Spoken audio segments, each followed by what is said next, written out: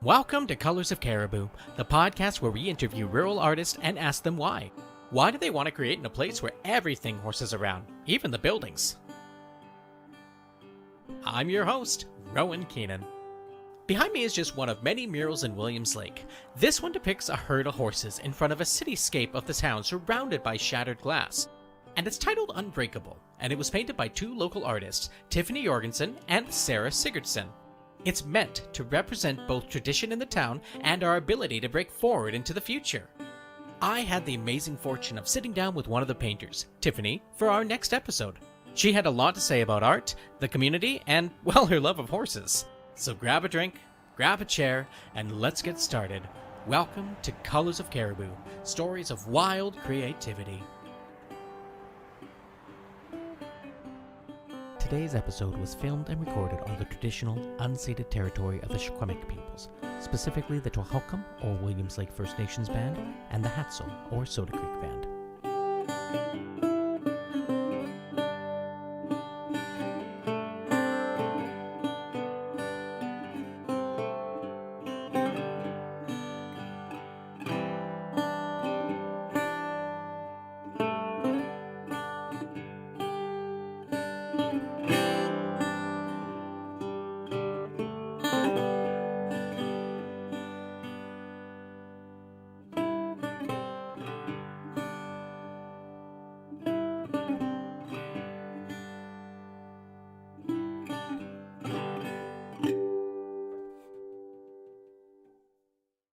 Hi, my name is Rohan Keenan. Welcome to Colors of Cariboo.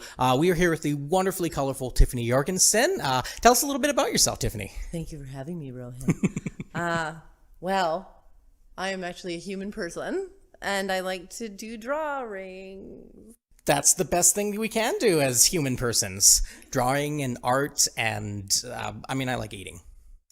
Yeah, food is really great. Although I did actually promised my husband that I would stop eating now because I just got 2 kittens, and the vet, he was like, well, what about the vet bills? So yeah, I was like, that's okay, I just won't eat anymore. But that's a normal thing to say. It's fine. Oh, trust me, we are.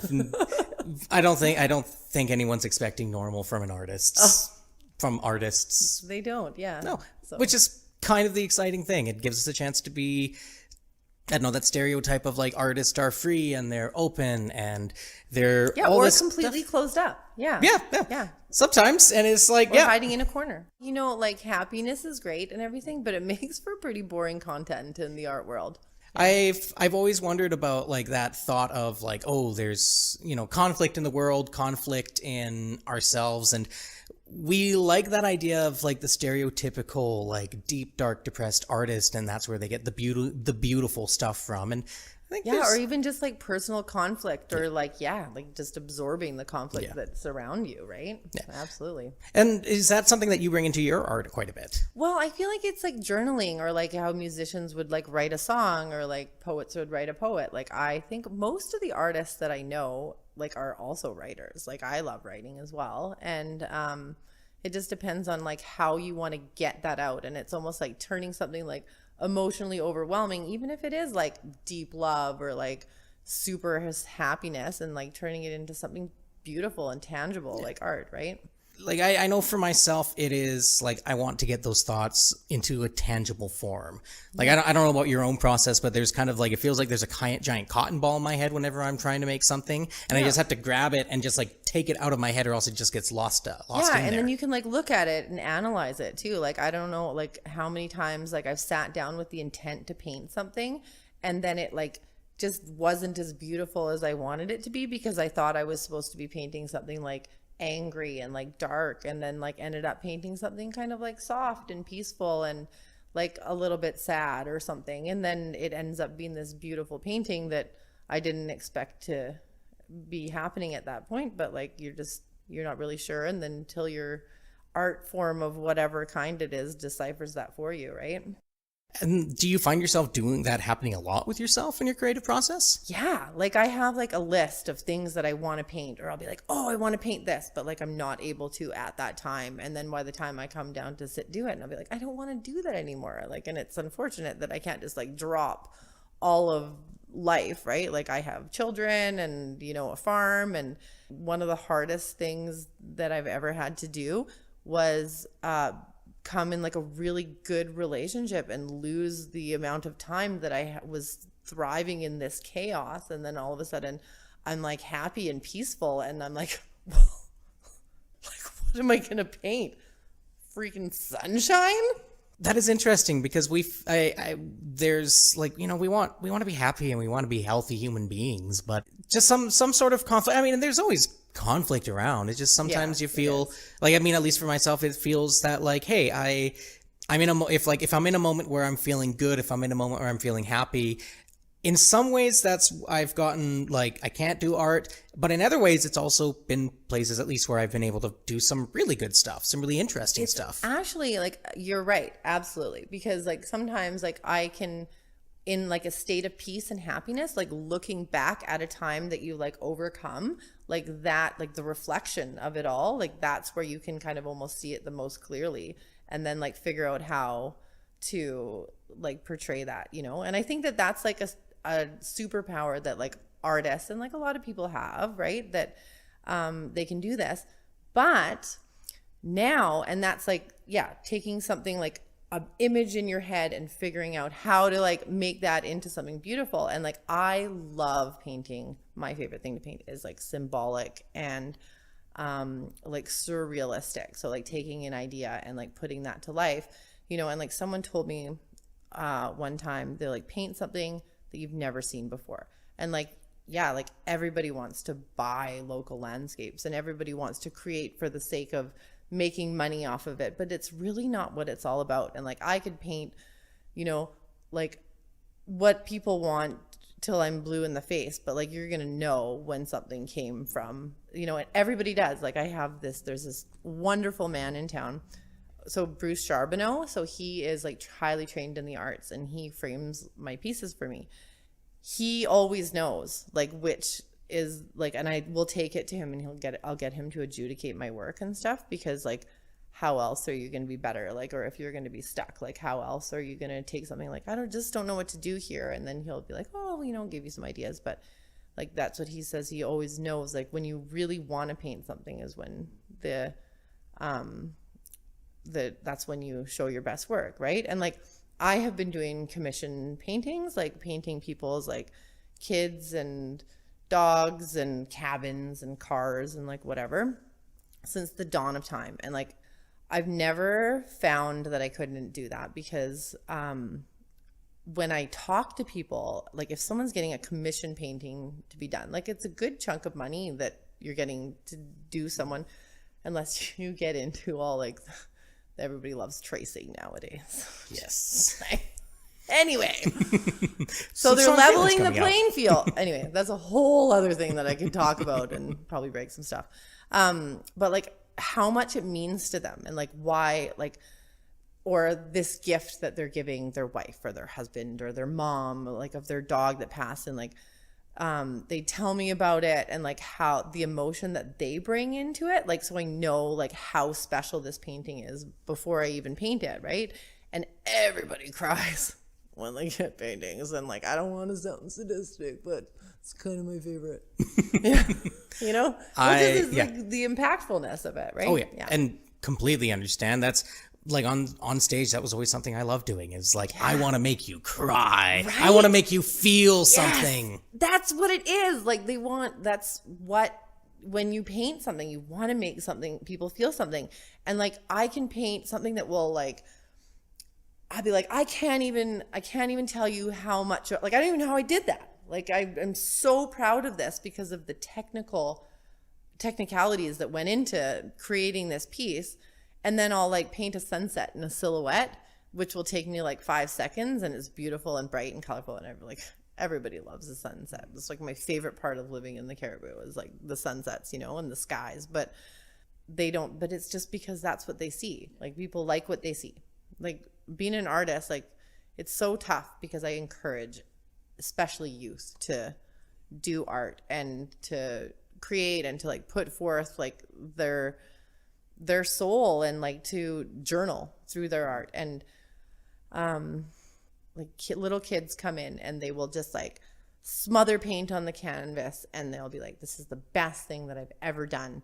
And I just absolutely love it. There's no way I could change this. The first brushstroke was the perfect one and I'm so happy. And then I also do like social nights, just like those little wine and paint nights for people because it's fun and, you know, it pays for our studio space and it's a community thing that we love to do. And it's my way of partying because I'm old. Yes. And because like, no thanks to the club, you know what I mean?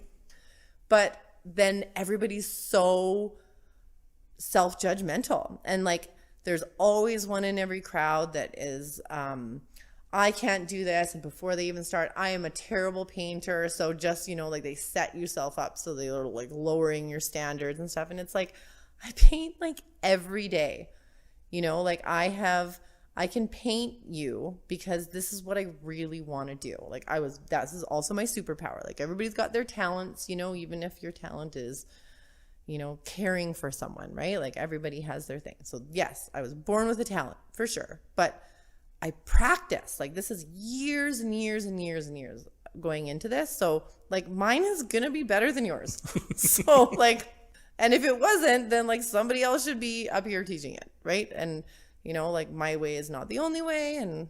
But it's your way and it's the way that you're sharing like with the community, with everybody like participating. Yeah, like painting is just so fun. And then you have something that you're like, the sense of productivity is like, it's amazing, right? You know, like people want to have accomplished something, you know, like and being like, I didn't know I could do that. And I'm like, because I guarantee you when you're going to leave an art class, you're going to be so happy. But like somewhere between young children being so thrilled with everything that they do and then adults thinking that everything has to be a certain way, like where do you lose that, right? And so when I do art classes with kids, I never tell them what to paint. And I never I'm like, hey, this is how I do things, right? And I can teach you. And I tell everybody, I'm like, you know, art, there's so many rules in art, but they all can be broken except for one. And that's you can't bend light, you know? And like we will, like I'm sure we will, right? And we're going to learn where it comes from and stuff like that. But that's it. Can't bend light. No, that's if we're going to take Science. one lesson from today, you can't bend light. You're welcome. So I want to touch upon your connection with the Cariboo. So you're not originally from the Cariboo, correct? No, I grew up in just outside of White Rock. Okay. My mom will probably make fun of me because it was Surrey, but we all say White Rock because we went to school in White Rock. I was in French immersion, so I went to school in White Rock, and yeah, and it was I've always had horses, and I've been obsessed with horses since I was born. Maybe I said horse before mom and dad, you know. I actually have 2 baby horses right now, so I'm a horse grandma, and they're just really beautiful. But anyway, back to art. Yeah, so I grew up in White Rock, and I wanted to, and I boarded my horses down there, which is insanely expensive. I can only imagine. Yeah, and I did art shows. My aunt actually set me up to do an art show in Prince George when I was in my teens, and I painted murals down there, and I used to paint for equestrian centers. I used to paint their horses, and I did a drawing of my grandpa when he passed away, and then I did a whole bunch for funeral homes. I did I was busy, and I was making good money, and then I wanted to have my horses on my property and not pay horse board. So the closest place that I could think of that was feasible and I really liked the landscape was Williams Lake. And I so I moved up here, and I had my open skies. I had 2 horses at the time, and then now I accidentally have 6. So you've been doing this for your entire life then? Like, yeah, so I moved up here and I was like, okay, well, obviously, like, I'm going to be an artist up here, but it's so different. Like, it was really hard for me to get my foot in the door in Williams Lake just because, like, there was one guy who did murals, which were total friends now. And I was like, well, I would obviously do murals, but everyone's like, oh, well, there's only one person who does murals here. And I was like, oh, okay. And so I continued to actually, like, I worked at a restaurant because I wanted to, like, at the Boston Pizza Sports Bar, and then I wanted to, like, I'm a people person. I wanted to be around people, and then I would just take a couple weeks off, and I would go do murals, like, around BC, like, mostly obviously on the coast where I was from, because it's all kind of about word of mouth, and I was pretty young, and then as opposed to now, which I'm not anymore, and then I had to lower my prices by, like, a quarter. Like, I was like from when I was like 18 to 21 years old when I lived down there, like, I made way more money doing paintings than when I moved up here, because people have their priorities. They have cattle ranches, you know, if they have like a few hundred extra bucks, it's gonna go towards a quad or like whatever, right? And then, but I find in the last several years that the art, it's been opened up. Like, it's people are paying attention and people appreciate this. People understand the significance of having original art and like having a painting that they are gifting to their mom of her dog that passed away, and having that, or of their kids, and like having that passed down from generation to generation. Or just like, art is one thing over all the centuries that is still here. And it's because, like, all art, like music and theater and visual paintings, dance, like, these are things that last a lifetime. And there's trends, of course, there's trends. Like, there's, like, people have their own genre of what kind of art they appreciate. And that's just completely opinion. But yeah, like, it's just something that has been noticed. And it wasn't actually until I did a Stampede poster, and I would never have entered because, like, I have been always really busy, so I've never been like, okay, I could just paint this and then not afford to not win because, like, I have kids and horses to feed, and, you know, need to make a living. Yeah. And, like, I've never wanted to be a starving artist. So I've just always tried to be good at it so I didn't have to be. But like naturally, like, I actually will spend hours and hours and hours and hours painting it until I'm done, right? Like, until I'm happy with it. Yeah. And then I did the Stampede poster, and then people are like, oh, are you Tiffany Jorgenson? I am. Thank you. Thank you for seeing it. That was nice of you. Yeah, it was great. But that's what it is. Like, it's a rodeo town, right? And so I actually made, like, some really great friends through that. And yeah, and just from there. And then I just, the director of the BIA at the time, the Downtown Business Association, was like, hey, we want more people to try to do murals. We want we want new stuff. We want colorful. We want different, because we have tons of beautiful murals. Like, I feel like I should know the number, but it's just slipping my mind right now. I think it's something like 19. Yeah, there's like a database that has, like, all of them, and I was looking through all and of I'm them in and it saying, now. yeah, you're in that database. You're all in that so database a lot. It's so fun. Yeah. Well, and I just love it. And then, like, you ask, like, kids, be like, what's your favorite one? And if they say one of yours, then you're like, yeah. And if they say someone that you didn't do, they'll be like, that's my friend. Because, like, it's a close community, right? Like, we're all friends, and it's like an amazing artist community too, because everybody is so supportive. Like, everybody shows up to the openings, and, like, we're all know each other, and if we don't know each other, we'll be like, hey, I've been wanting to meet you forever. Like, it's just wonderful. It's so great. It's interesting to hear that dynamic, because I grew up in this town, and so, like, I feel that there was, like, I definitely grew up feeling that there wasn't really much emphasis on the arts. Yeah. Like, it was here. They had things like the Art Walk and the Potter's Guild and the Station Art Gallery. But I remember, and, like, it could have been part of my education at the time too, but I grew up. Find it. Yeah. And I wanted to be an actor. I knew that out of high school. And so that's where I tried to be like, no, I'm going to take my courses here. I'm going to do this.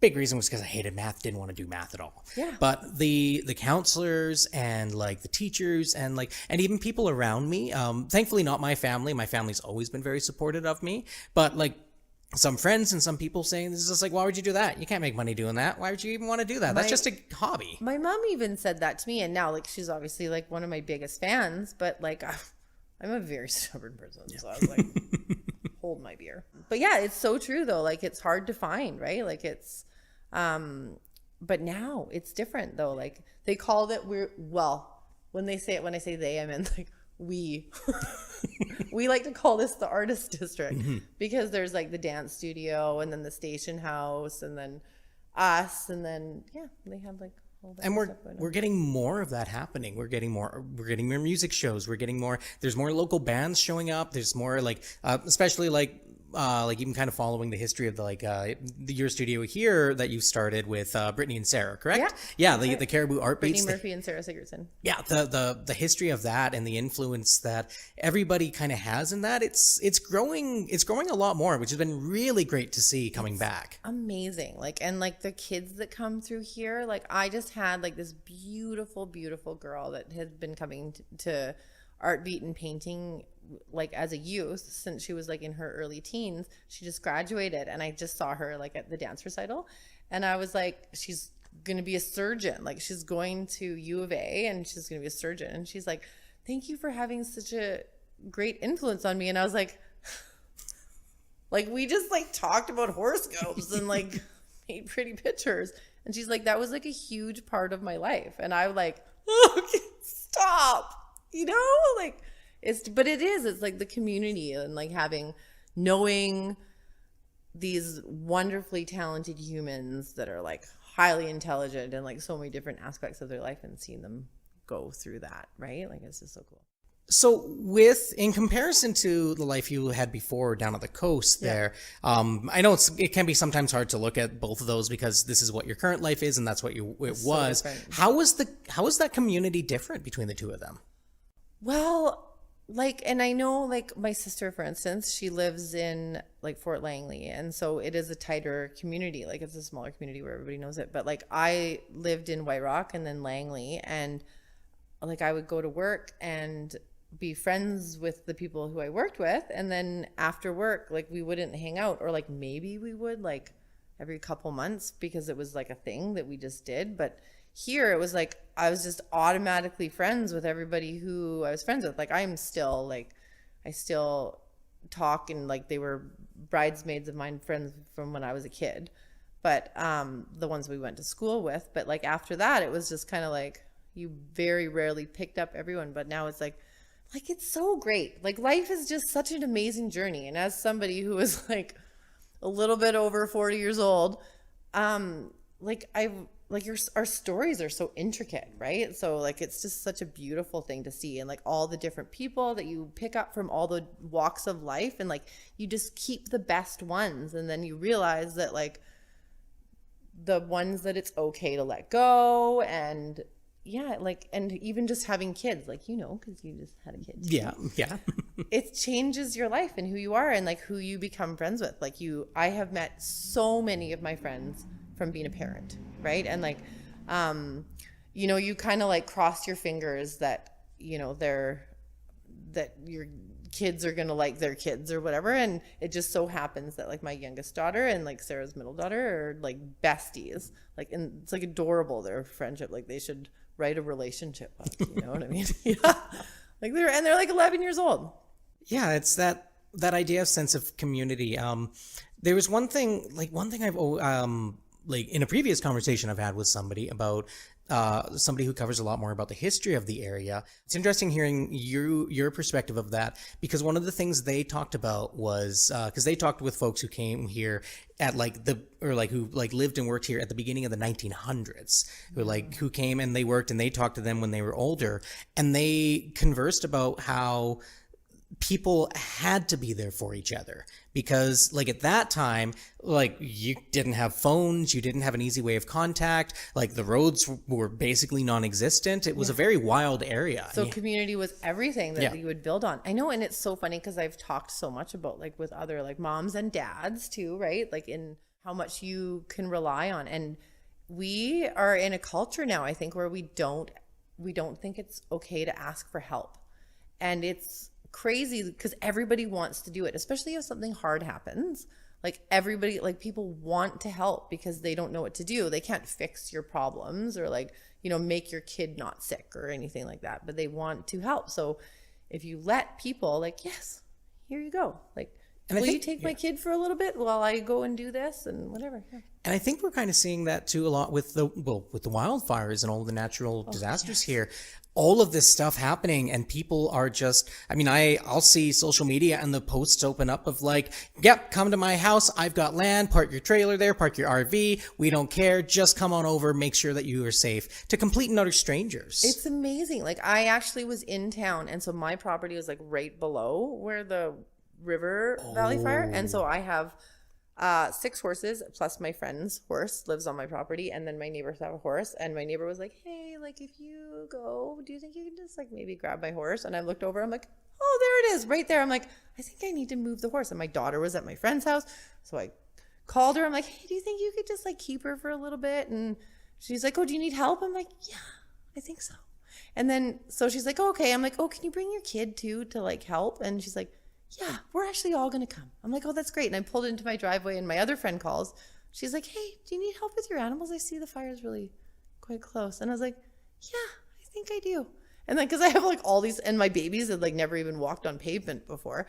And then I like messaged my friend who lives down the road with an open area. And I'm like, hey, do you think I could just like bring my horses to you? She's like, yeah. And I looked at my phone, and there's a message from her husband already offering this.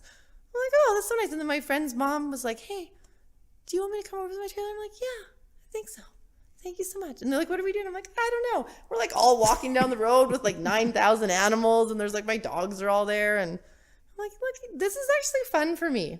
Like I thrive in chaos though. So, and yes. Sometimes it's like just knowing that that people are willing to reach out so much. People are generally really, really, really great. Like you hear about like all the evil and that how people are corrupt, and it's like, no, they're not. You're just not talking to the right people. Like most of the people are great.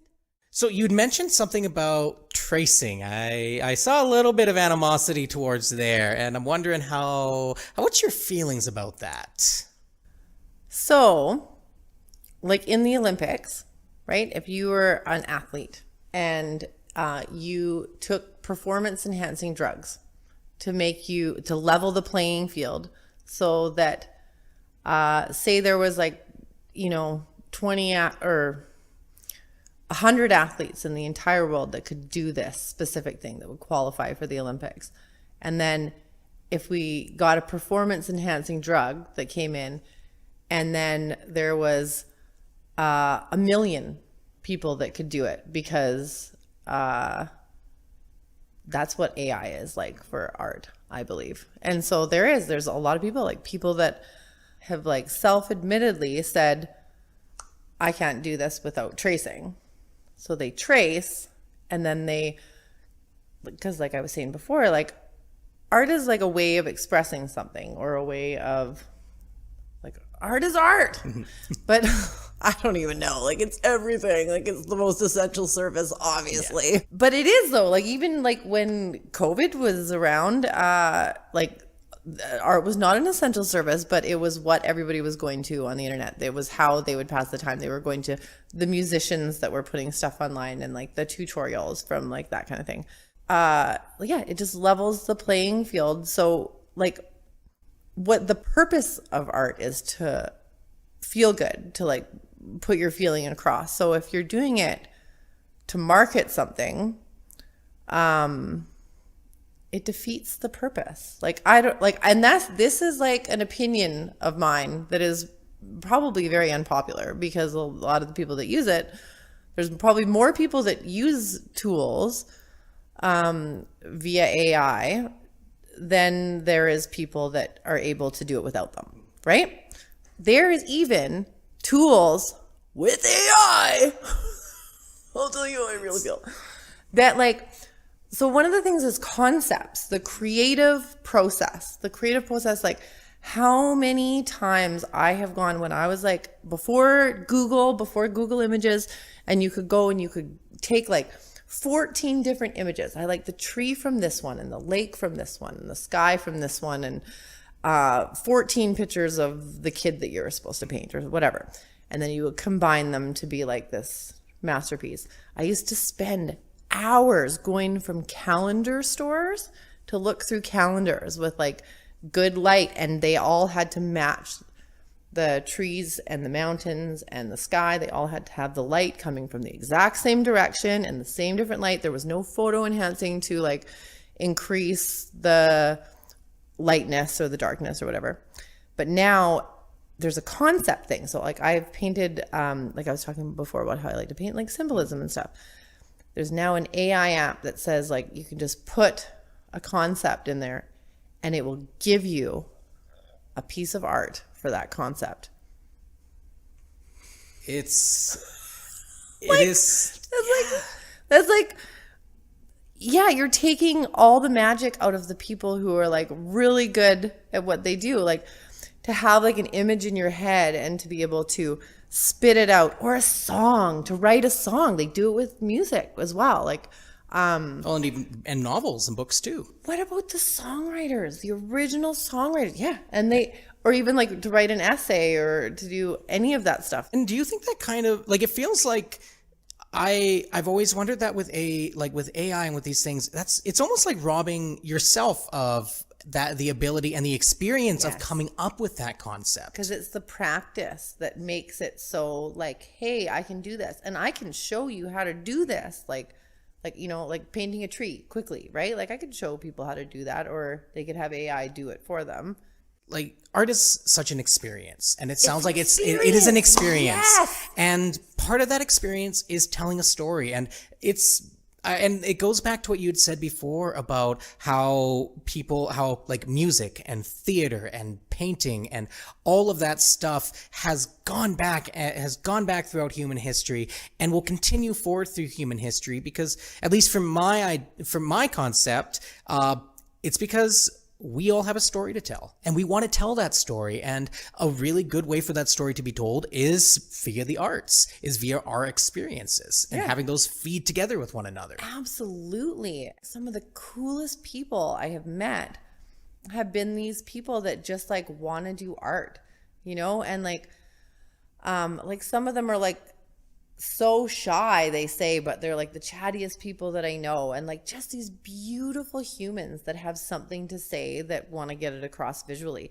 And like for years we've been doing like what we call studio time. And so the kids come and then they paint whatever they want. They just use our materials and we sit there, and sometimes it's super quiet, like we always have music going, and sometimes it's like loud and rocking out, and sometimes the kids like bring their friends and then they're doing homework in the corner, like sometimes there'll be like one, and then there was one point where there was like 8 kids, so it's never like a really big group, but like I know them really well, and like it's just like we get excited and we talk about ideas and like inspirations, and like understand who we are as people. Like when you talk to people who are like there's something deep about an artist, right? Like there's just so much to us. Like the whole, like your wife was just talking about this, about how, some people are like, yeah, like when I hear a concept, you hear one or the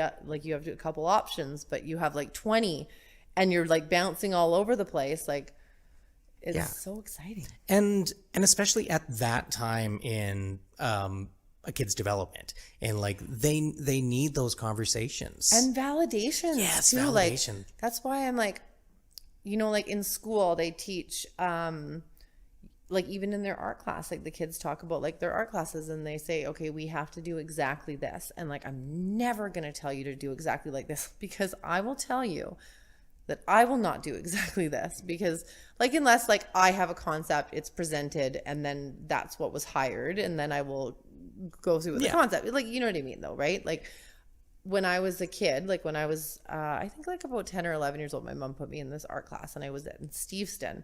And so we went down and we were at the harbor, and we were supposed to paint, or pastel actually, pastel what we see. And everybody, and there's adults and stuff in the class too, was all painting the boats and the ships and the water and stuff. And I turned around and I drew the garbage can. And my mom just thought that was hilarious and so rebellious. But I remember the art teacher being like, nice. And I know like my daughter in kindergarten, she got like the arts, like they get like these little certificates. She got the Arts Achievement Award. And they have like a few that go through the whole school, like all the grades. And so when we went to the parent-teacher interviews, it was like October, she was like, I was like, oh, so like that's great that she got the Art Achievement Award. Like on like what was the criteria to make it?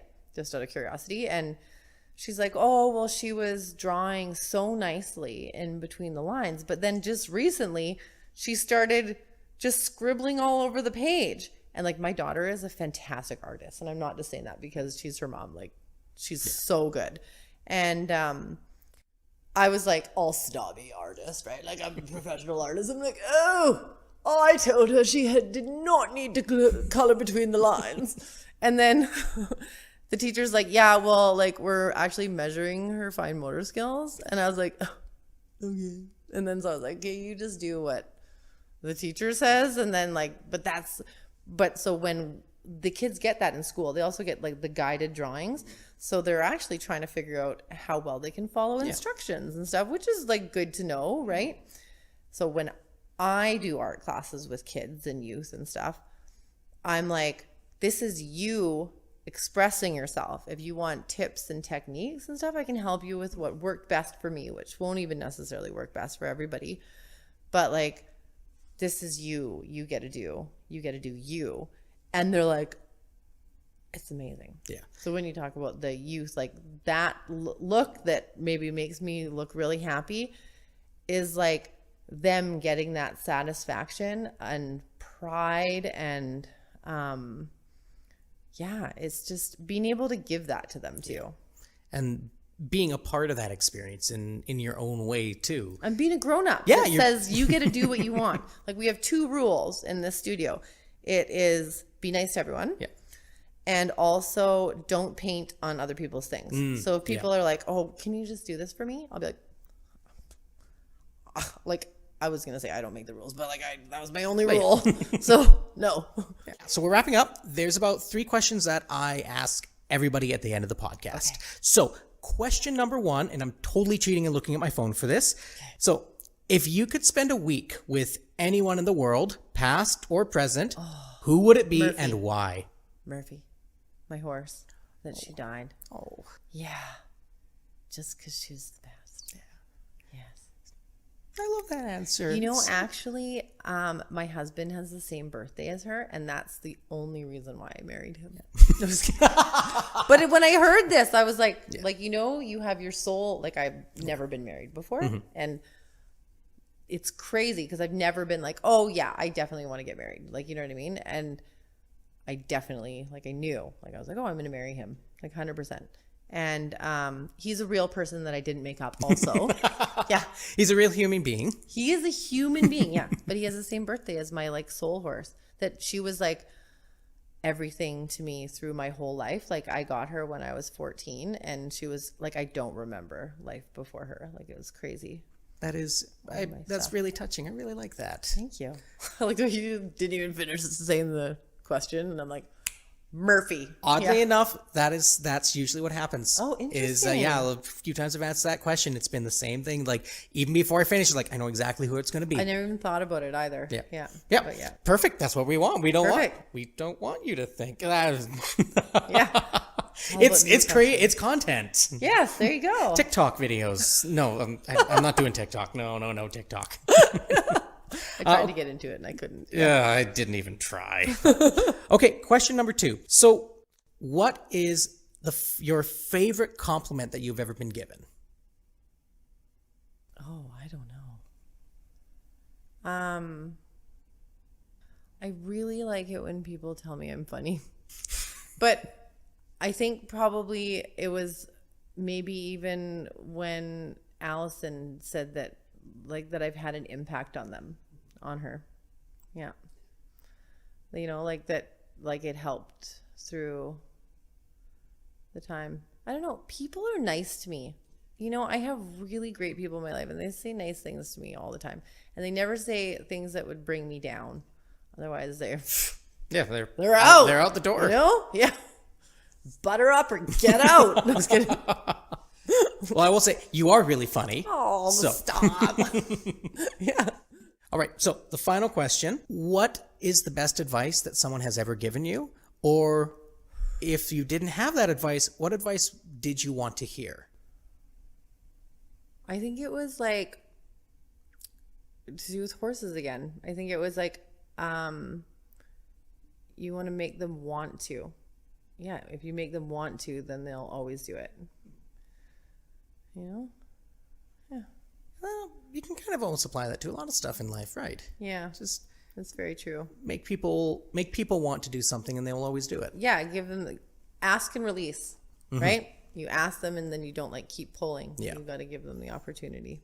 Giving them that space to grow, that space to experience. Be like this way, and then stand to the side so they can actually like get out of their way so they can move. Yeah. And probably not everybody's going to do that. Some people don't like to move, but I feel like I've gotten lots of good advice over the years, you know, like but it's just like anything, right? Like you hear all of it and then you take what is going to work best for you and then just give her, just let her fly. Try as Cross best your as you fingers, can. turn the blender on and just jump right in. Yeah. There we go. The tagline for the show: turn the blender on, jump right in. You're welcome.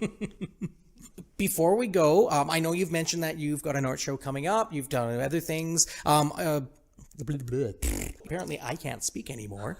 English is tough. English is really tough. It's like 6 languages in a trench coat. Right?